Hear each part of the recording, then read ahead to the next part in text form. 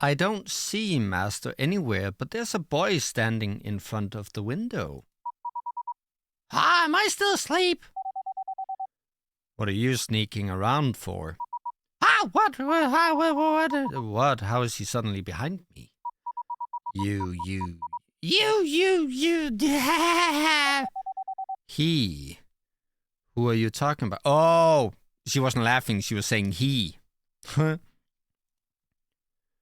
I follow Master into the room, but there is no boy in front of the window. That's weird. I clearly saw someone standing in front of the window earlier. Was it a ghost? Ghost? There's no such thing. You must be daydreaming again after reading some strange books. Daydreaming? Speaking of which, I think I have seen that boy before in one of my dreams. But I can't remember what that dream was about. Just leave the food and go back to your room. I'm a little tired. I might take a quick nap here. Oh, okay. That was too careless of me just now. I've been too distracted lately. I can't seem to concentrate. It looks like there are fewer letters on the shelf. Oh well. Let me drink the tea and warm myself up a little. Glug, glug, glug. She's being mischievous again. Oh well. She's been like this ever since she was little. Ah, how I miss those days.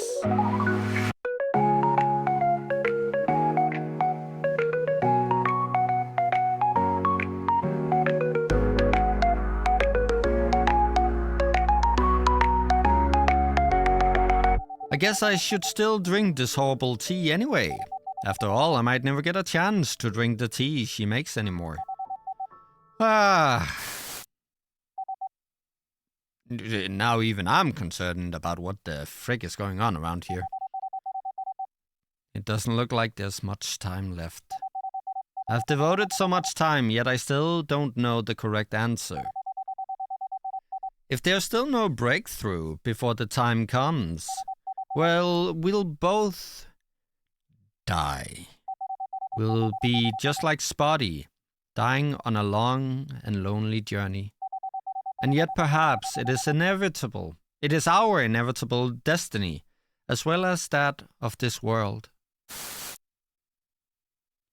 I could leave this world in a beautiful dream, that wouldn't be so bad either. Oi, it's raining so hard that it's almost impossible to get a cab. I'm sorry. It's all your fault, brother. You're a big liar. Green polar bears? Why would there be polar bears in Brazil? You big fat liar. And now we have to wait for the wait in the rain. So what? It's still better than just sitting around at home.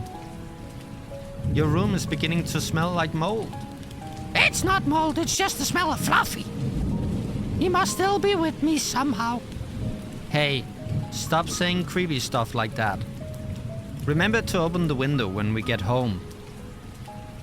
By the way, do you know what French people think about those... Hang on. By the way, do you know what French people think about those who never go outside and never open the windows? What? They will suspect that you are a member of some secret organization cooking up some evil plans. That actually sounds pretty cool, don't you think? What secret organization? You're making stuff up again. You just touched your head, didn't you? I'll never believe you again, huh? Besides, you know that I've never been to Europe before.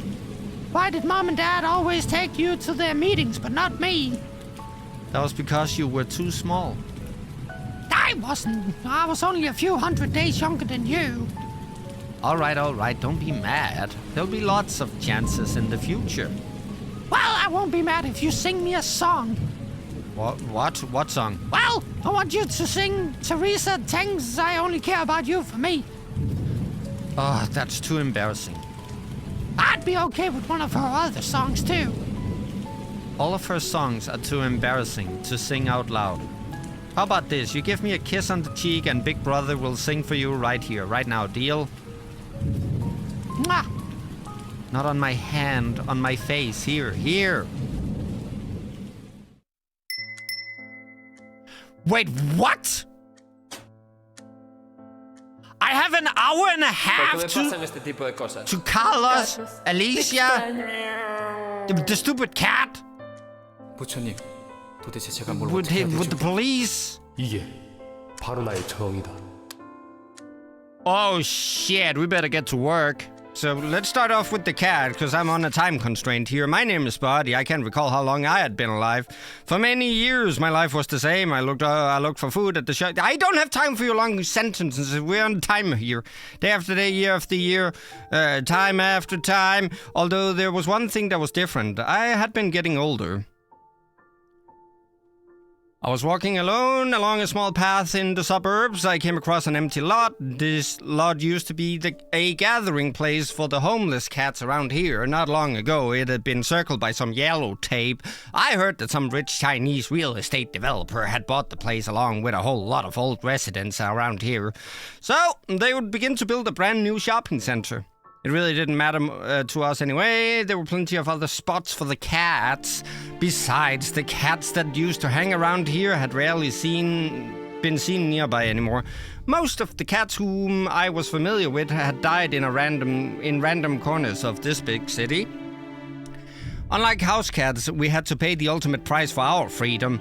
Life in the city was brutal and challenging, and most of us were forced to say goodbye to this world before we even turned 3. The few others like me who were fortunate enough to survive for more than 10 years could barely walk too far nowadays. Sometimes cats like us might even slip and fall into a toilet when they were drinking from it. As my body kept getting slower and my sentences kept getting longer, my mind, however, seemed to be getting more active. Had been spending more and more time thinking about my cat life recently, especially about my dear old daddy and all the lessons he had passed on to me. Daddy had always been so good to me. Many of the things he had taught me were still so valuable, even now. Just like time is of great value right now. I used to think I could stay young forever, but I had reached the same age as Daddy when he found me. Daddy had, I hate that I have to say Daddy all the time, Father had mentioned that he used to be a house cat once, and he was one of the incredibly lucky ones. He was adopted soon after birth by a rich couple and was living a dream life. He never had to worry about food or shelter, and the humans adored him too. I don't know why, because he's a cat. Soon, the couple had a family with a cute daughter. One day, the male human took Father to the park for a walk. That day he met a breathtakingly beautiful orange tabby. Father was immediately smitten. He used every trick in the book to get his humans to take him out for walks just so he could see her.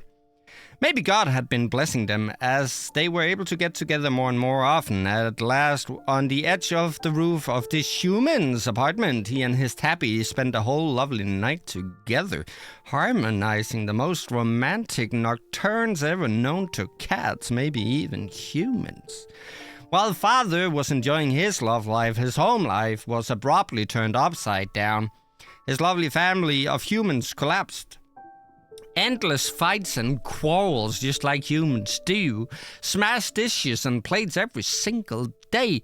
Father's fate took a cruel turn on the 10th day after the male human had left. He was standing next to his bowl, which had been emptied for over a week, and meowed in a hurt and hungry voice at the female human in the kitchen. Basically, Daddy told her to go make me a sandwich.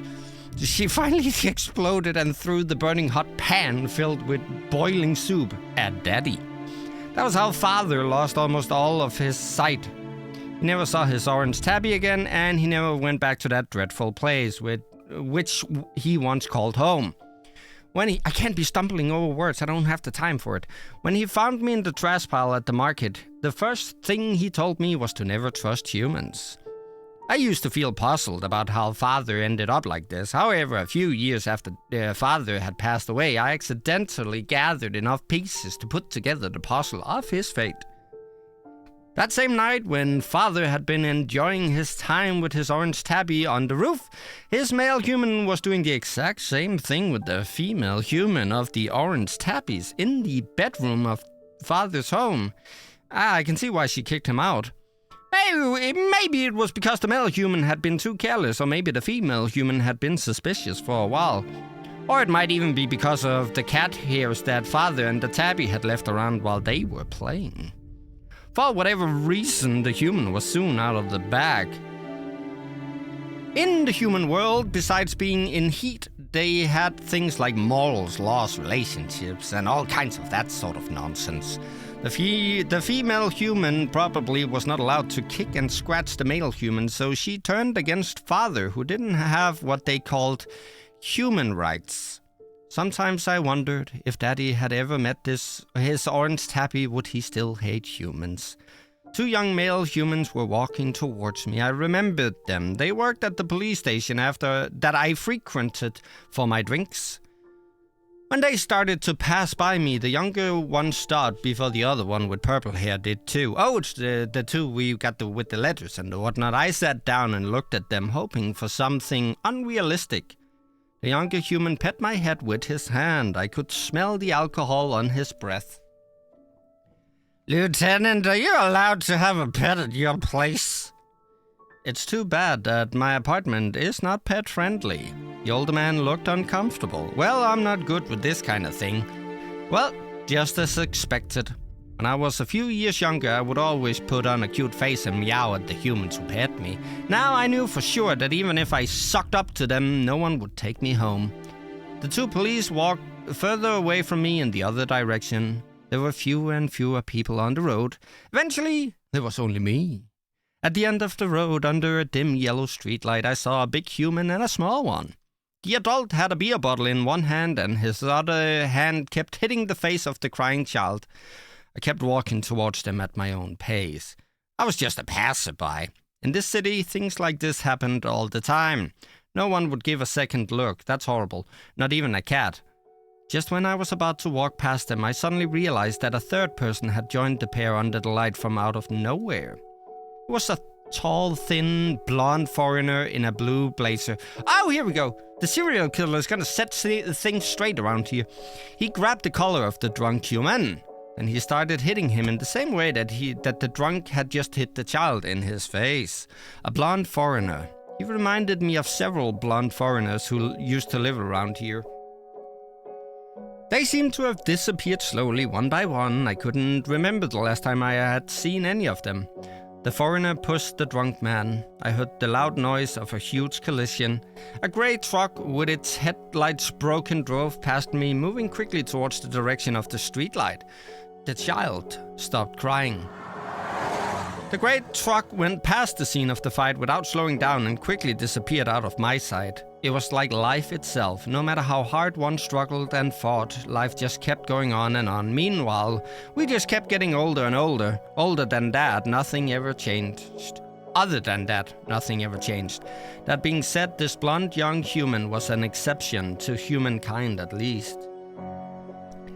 I sat down near the child and decided to enjoy this vigilante justice. The child stared blankly at the man being beaten. He mumbled something. 1, 2, 3.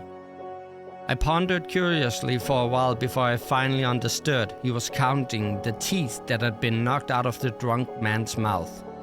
Humans never really understood us. They thought we all liked being petted and tickled, and that all we ever wanted was dried fish and milk. Perhaps similarly, we never really understood humans either.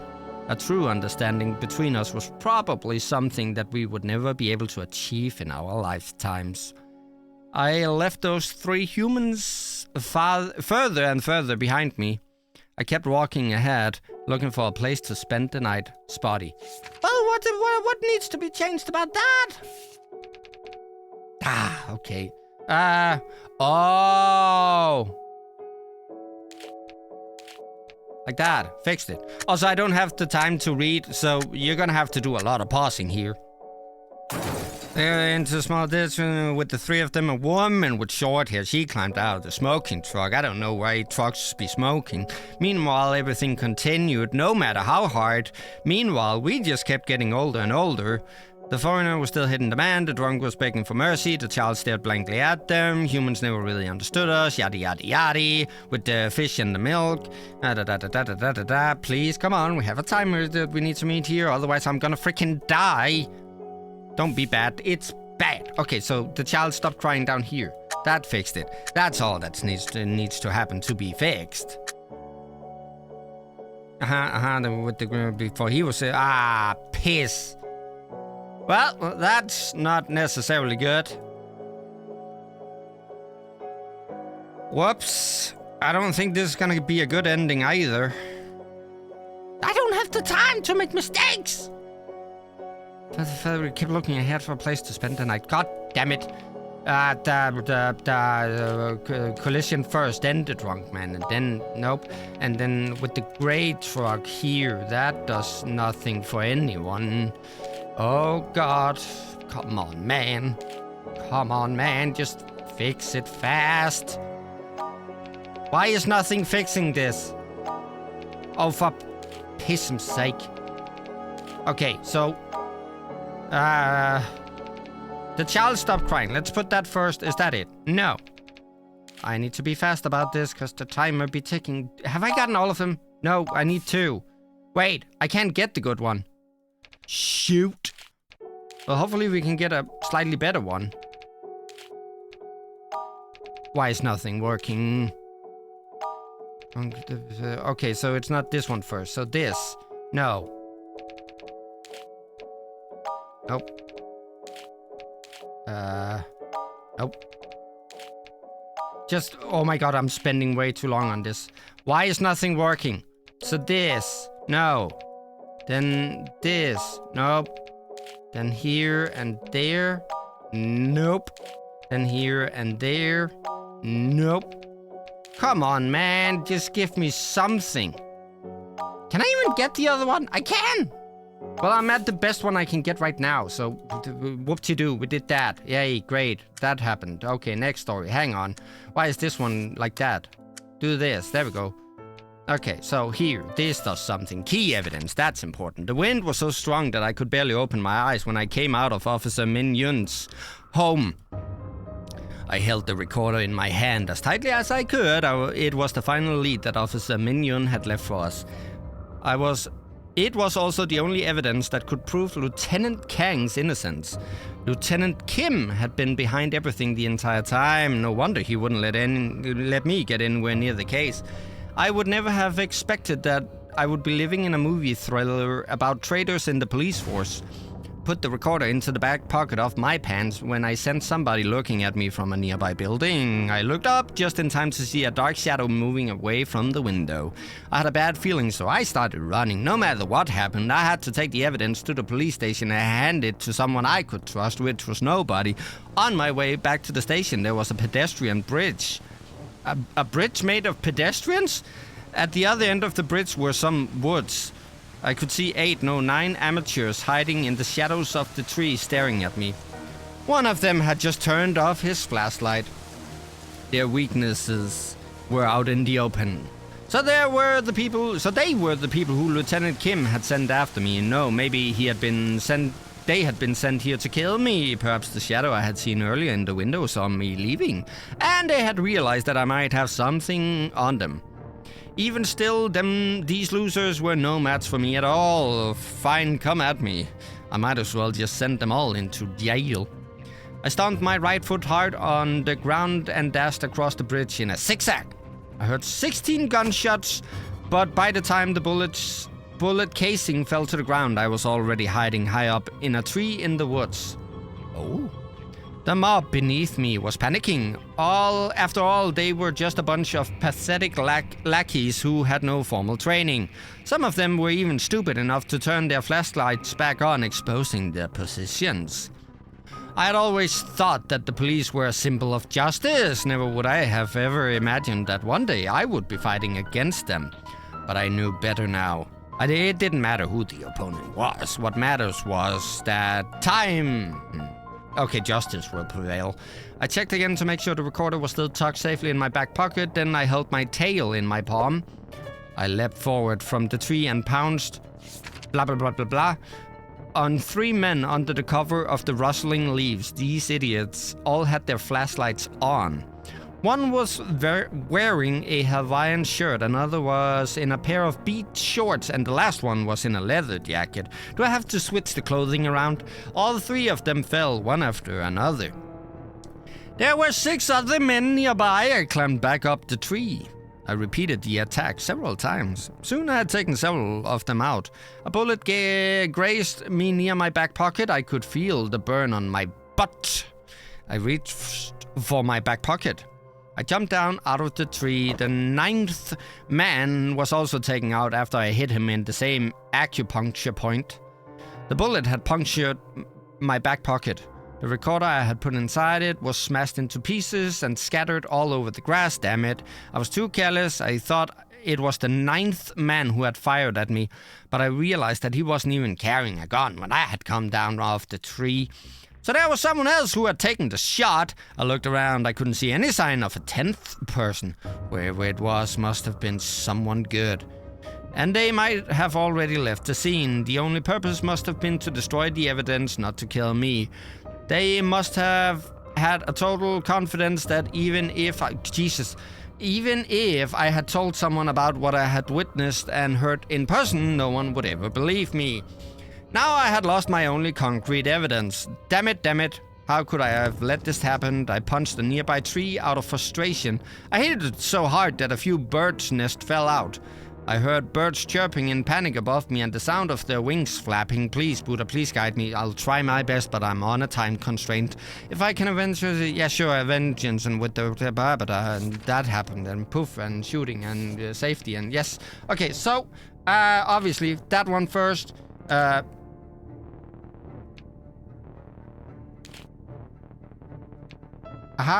we go, fixed it, first try. It's all about saving time and people. Felt my butt with my hand. Luckily, the bullet had only grazed my pants and had not hurt me. Feeling a little relieved, I looked up to see where the bullet had come from. The moon peeked out from behind the rain clouds. The 10th person walked out from behind a tree 4 meters away. Moonlight shone through the trees and cast a spotty shadow upon his face. It was a face that resembled an old and cunning fox. Now, hold on just a second. I know we're on a time constraint, but we might need to dwell on this one. He looked to be around 40 years old. Nah, not yet. His eyes and mouth were slightly bent, forming a ruthless expression on his face. Where is it? His voice was squeaky. Sounds about right. A perfect match for his looks. Without saying one word, I flung my tail towards him and it quickly wrapped around his right hand, which was holding his gun, but then he used his foxtail against me. It was a stalemate. The tail was wrapping more and more tightly around his wrist, but before I could force him to drop the gun, he raised his left hand to support the other. Then he pulled the trigger. I died, for piss and sake. I drilled into the muscle, however, stuck next to my radial bone. I put down my arm. How do you do that? But before I could see what was going on, the old fox had charged right up in front of me. Ow! Fab. How do I get the bad... with the time! How do I get the bad one on the first try? I thought this was it. The old fox walked behind to my left, and he stood there for a moment, bent his knees. Oh, or not. My tail morphed into a silver spear heading straight towards the old fox's chest. Attack 10. Heart-piercing spear.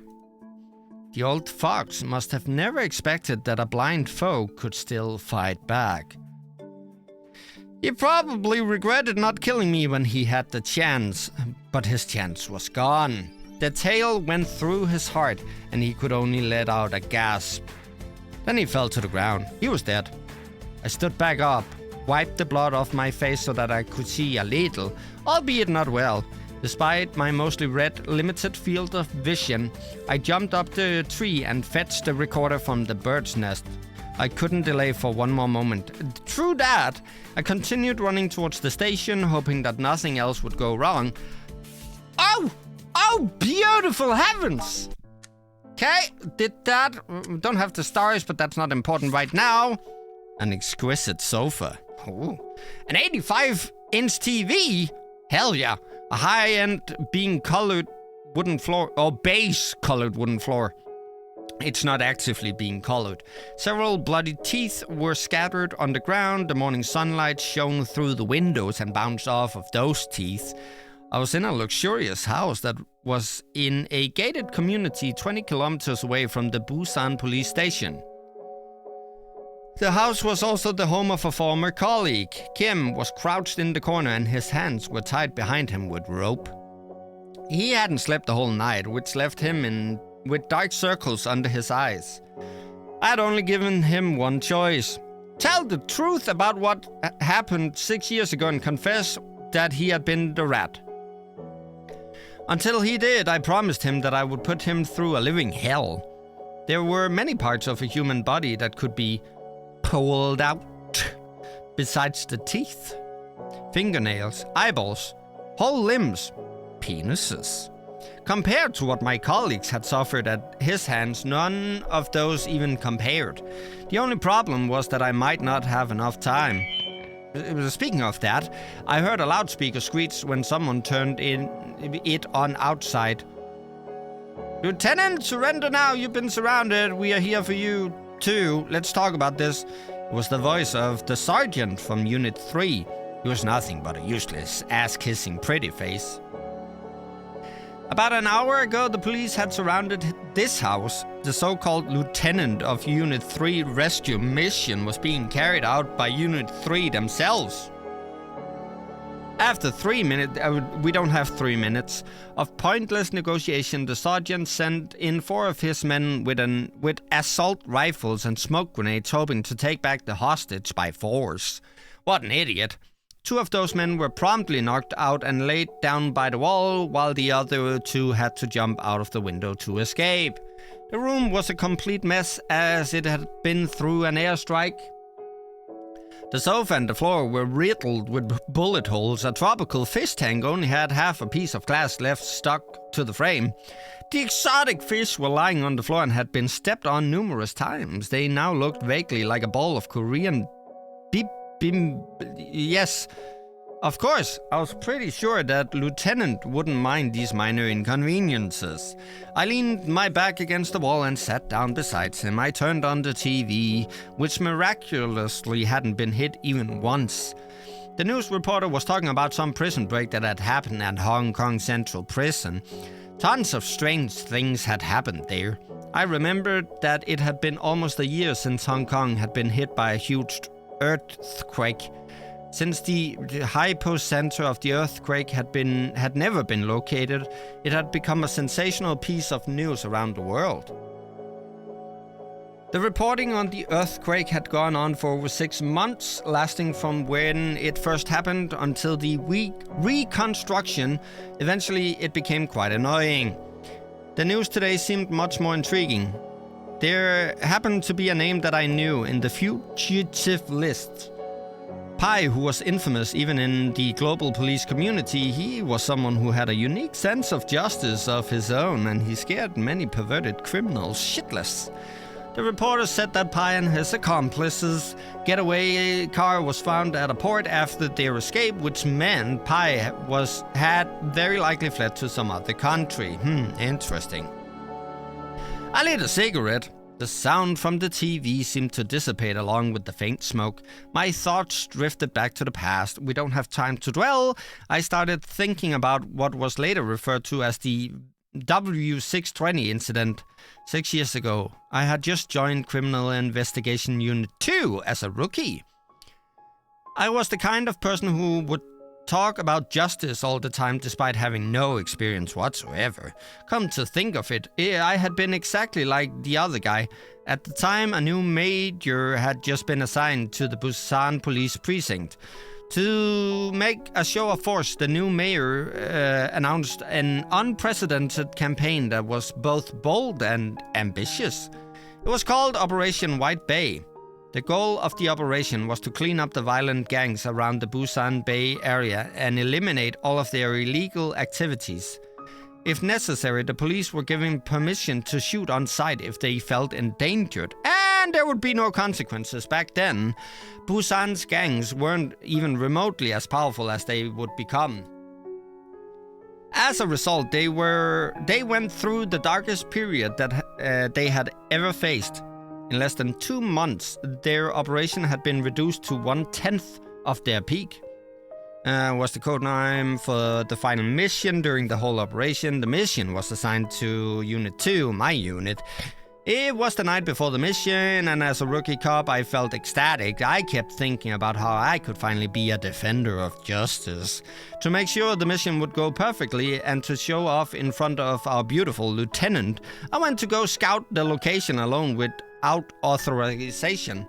But my selfish and careless stupidity ended up exposing the plans for our entire mission. I'll never forget that damp and dark room. The severed head of my teammates were lined up on the floor in a straight line. Each of them had a different look on their face. Each of them had a stream of blood coming from under them that had merged into a web of death and carnage. In the end, the only ones left were me and Lieutenant this guy. I gave up all of my pride as a police officer and a man. Crying, I held onto our enemies' legs, begging them to spare the lieutenant. But they still murdered this guy, and in an even more gruesome way, just to mock me. The moment she died, I blacked out. When I finally woke up, I was in a hospital lying down. Some strangers in suits were standing next to my bed. Everything felt like a dream, but it wasn't. Became a bloody lesson for every single police officer. Operation White Bay was immediately halted. The new mayor was sacked and replaced by an older officer under the command of the old man. The official records about Mission Dis contained but a single line. During a brutal conflict, the officers of this Unit 2 valiantly sacrificed themselves and eliminated the remaining violent criminal members of the Musung gang. The only survivor of the incident was Officer Mi. To get the police precinct back on track as soon as possible, the old man instructed us to keep the name for Unit 2 and to set up a new unit, Unit 4, appointing me to be its lieutenant. I was in a slump for a while. I tried to avoid the old man whenever I could. I couldn't think about work, not even a little bit, until one day I was so drunk that I passed out on the side of the road and somebody grabbed me. I was kidnapped by a strong man. He locked me in his home, interrogated and tortured me. He wanted to know the truth about the truth about all those deaths, and the truth about how I was the only one who survived, but I didn't know any more than he did. I didn't understand why I was the only one who lived either. The only thing I knew was that I wished that I had died with them so that I wouldn't be in so much pain. The torture went from starvation to dousing me with ice-cold water to whipping me with a belt. Slowly, my consciousness started to drift away, though I don't know if it was due to hunger or pain. Eventually, I found myself standing in a small dark room. There was nothing in the room except for a dim light bulb dangling in the middle of it. I met another man in that room. He was a head shorter than me. He had very messy hair, and his eyes were filled with dangerous menace. He said his name was this. He was 6 years younger than me, and he was the one who had killed those people who had hurt us. That was the first time I met my second personality. Oh, it was quite unbelievable, but anyone that had seen this guy with their own eyes would not think that I made him up. The strong young man met him and learned the truth, so he let me go. He told me that his name was Dis. He was the younger brother of Lieutenant Dis. Eventually, the existence of my second personality became a top secret known only to me, this guy, the old man, and a few other trusted individuals. That was the end of that story. Still, it was extremely difficult to completely heal the pain. After Operation Dis was abruptly terminated, the gangs eventually came back into power. This guy himself joined the Displays and became a full member. Meanwhile, I'm trying to get through this fast. I agreed to accept the old man's appointment as lieutenant for the newly formed Unit 4. I set up many special rules for my unit. For instance, the lieutenant's orders must be obeyed at all times. Also, the unit who would strive for the highest level of efficiency with only the absolutely minimal necessary personnel. I never considered Operation Dis to be a mistake. It was my fault.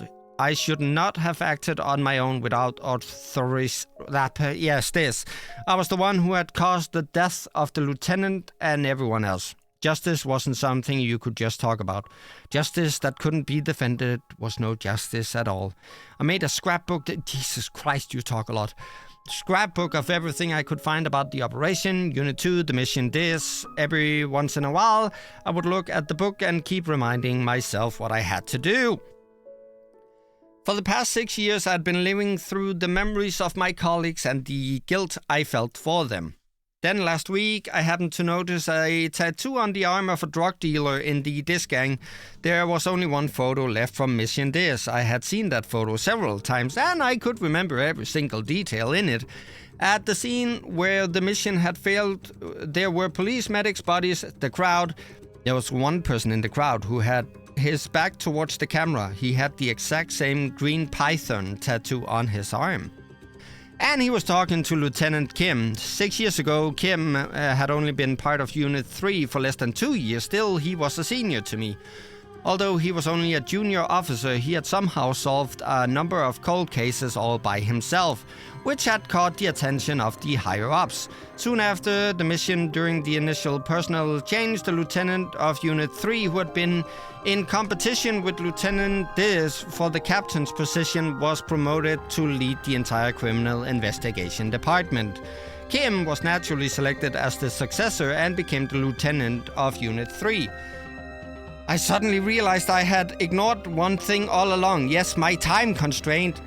Even if they had noticed me during my scouting and followed me, they could have only had some idea of our plan at best. However, the enemy seemed to know every last detail of our mission's plans.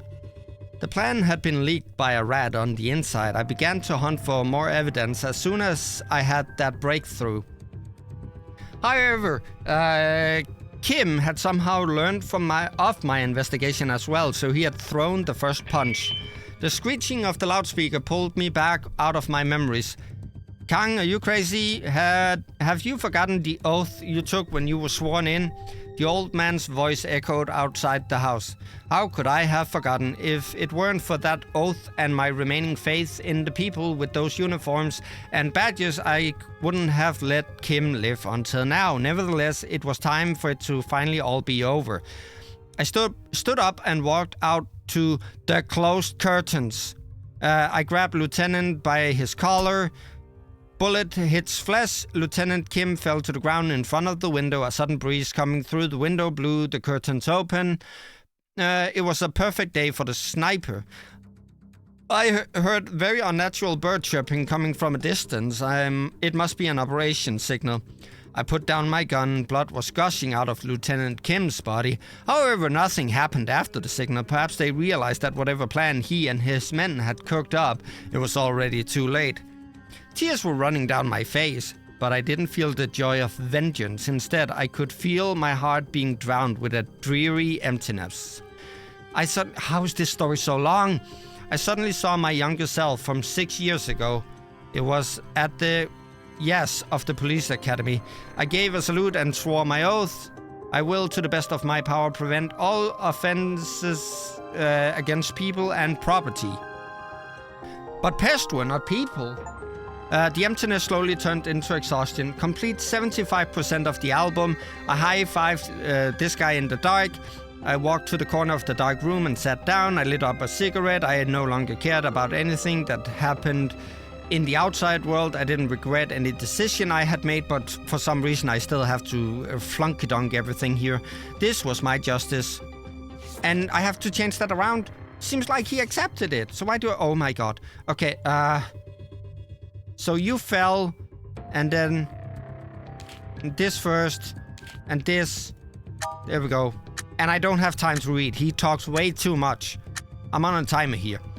With the wind blew with the curtains open there with the sniper, and that's why Kim fell down. Birds chirping, leaned back. Same time, bullets cutting through the ear.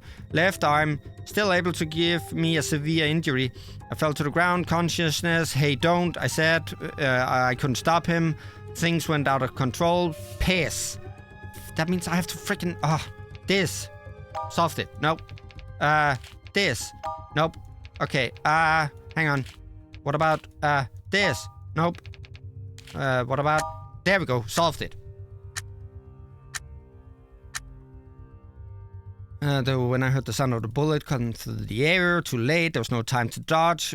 Kim acted as a shield, view, birds chirping. Damn it, they got me. I've seen people with the sniper being with the shooting and the body and the whatnot, and then with the pain and the heat and could not feel what it was that. It was all over. How is this possible? I can't get the S rank ending. Shoot! Okay, so bullet hit flesh first. Not that. What if I switch those two around? Not that. What if I do this and then put you there? Not that. Okay, so not any of the two short sentences first. Not that. Not that. Oh, come on. Just give it to me. Give it to me. How is this possible? How? Okay, so this. There we go, S rank. Jesus. With the sniper shot, the shoulder blade, and then immediately pulled Kim in front of me as a shield, and there was a sniper. Otherwise, I've been the one. I pulled Kim off the floor, grabbed his shoulder, immediately stuck my right hand into his wound. With the screaming and the pain and the sniper and the whatnot and a complete chaos underground. Old man had not ordered the shot. Must be the loudspeaker. I promise you, I'll personally supervise with the casing and with the old man was. Just from his voice, if I had a little more time to find definitive something, I sat down by the wall next to Kim. I was exhausted. A few minutes later, a 5-person team entered the house. Bulletproof vest. One of them was Kim. Untied Kim's hand and feet. Instead, 5 guns were shoved in my face, pointed blank. Took another look. All of them Unit 3. Old man's fault. Too trusting. 5 fingers. They pulled me a little and a little more. The pins hit the bullets. The bullets flew out of the barrels towards me. No, they were flying above me. Oh no, it was just falling to the floor. Something had just grabbed my ankle and pulled me down. Brief moment, struck down, being hit, palm above, one down, the one kicked in his crotch. He curled up into a ball, having been kicked in his balls. 2 down. Third one was with the heavy punch, so he's also gone. 1 left. Weapon snatched, so he couldn't do anything. All of a sudden, there was nobody left in the room but Kim, me, and that stupid kid, whoever he was. He was breathing heavily and had blood all over his face. He must have been through some stuff earlier, too. He tossed a small metal box. It was a recorder. I pressed play. Kim's voice came out. Next was Lieutenant Kim. Wet himself. That's not good. Hey, where the hell did you? I stopped myself. I realized that the kid had fallen asleep. He had fallen asleep while he was standing up. I moved the kid's right arm over my shoulder. I felt his coat rub against the old scar on my neck. I had gotten it when I was still a kid trying to save someone from a fire. I was 13 years old. I happened to be walking past a burning house. Someone had called from him for help inside. Why all this reminiscing? It was in a quiet rural area and I couldn't see any other people nearby. I had no choice but to rush in. Inside the raging fire, I carried a little child on my back while trying to get out of the house. My pants caught fire. Liar, pants on fire. A nearby cabinet collapsed and 2 nails sticking out from a piece of wood caught me in the neck. Oof. The only thought I had in my mind was, why am I so unlucky? I was just passing by. So, when the kid had just saved... So, when the kid I had just saved was crying and thanking me, I suddenly wanted to say something funny to him. I remember a line from a cartoon that was on the TV every day. A hero from the show would yell in the same line at the end of every episode. I imitated him and yelled, "This is my justice!" The little kid laughed. So did I. Haha. Later I became a policeman, although not many good things happened to me since then. Disappointment, despair, a feeling of powerlessness when I wanted so badly to accomplish something but couldn't. Still, I knew I hadn't made the wrong decision. I had no regrets. There we go. No! How can you have more mail for me? 바보같이. Oh, for piss's sake, I can Oh! I don't have time! Okay, I can't fix the cat. The cat is unfixable. Okay, we can do one more. Rotten. Yes, rotten. Everything's rotten. Barbecue restaurant. That sounds good. Presidential suite. Sergeant of Unit 1. Bright red face. He was fondling. Oh, the few surviving hairs on his head. With the reading. It was the send-off banquet for the sergeant, moved away from Busan due to family reasons. Another police precinct. You were the new sergeant. For me, it had been the best news I'd heard in a long time. The old fighting had never really truly considered Yi and I to be members of his unit because of our history in Unit 4. Ever since we had been transferred here, all I had gotten to do was fill out our reimbursement, forms for his traveling expenses. Yi had been treated even worse. He had been doing all kinds of chores like making coffee and cleaning the office. Sometimes he even had her clean the trash cans. Even the new interns had never been treated this way. It was totally sexist. We had been here for a month, but we had yet to meet the lieutenant. In fact, everything had been under Sergeant, this guy's command long before us. Contrary to popular opinion, the members of Unit 1 were not so-called elite police officers. The most important part of their jobs was to figure out how to suck up to the Sergeant, not to solve more cases. Some of the senior officers here had completely checked out a long time ago. They ever did all day was browse travel websites or do some online shopping in the office. It was a textbook example of a waste of taxpayers' monies. In any case, the sergeant had enjoyed more than a few drinks. His face was completely red. Don't worry, I'll be leaving you soon. The new sergeant is a close friend of mine. Thunderous applause. Sir, we'll keep up the good work. Sir, I'll fly to visit you. Don't forget us. Blah, blah, blah. Of course. I'll remember you. I'll miss you all very much. And many more lies. All with the lying, dead silence. Everyone, included the sergeant and the officer, was staring at me. Knowing that we were unpopular with the sergeant, most of the members of Unit 1 had never interacted with us that much so that they would offend the sergeant. So that they wouldn't. So hearing me say that I admired the sergeant must have felt as shocking as witnessing a nuclear bomb being dropped. But there was nothing shocking about it. The sir I was referring to had nothing to do with that mostly bald old fart. I was thinking about the other lieutenant. I still remembered the night when Kim and me and something and yes, time. I had thought that the ideal police career. However, the lieutenant, even now, we still had no idea. Some danger. After the lieutenant disappeared, Unit 4, no transfer, the whole unit of Unit 3, but I would have never guessed that Unit 1, maybe once the old fox left, things would get better. No, that's when it gets worse.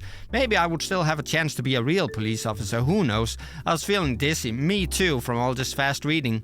I was about to open another bottle when someone slapped me on my shoulder. Hey, I would have never ever realized in a million years that you, a kid from Unit 4, would admire me so much. I am so pleased. Give me a kiss right here, right now. I made a decision. I'm not leaving anymore. Fuck! What the... I thought the old fart was just drunk and speaking nonsense. As it turned out, he really did eventually withdraw his transfer request. Piss.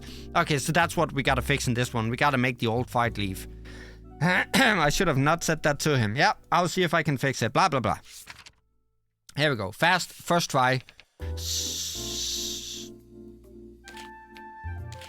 There we go. First try. Easy.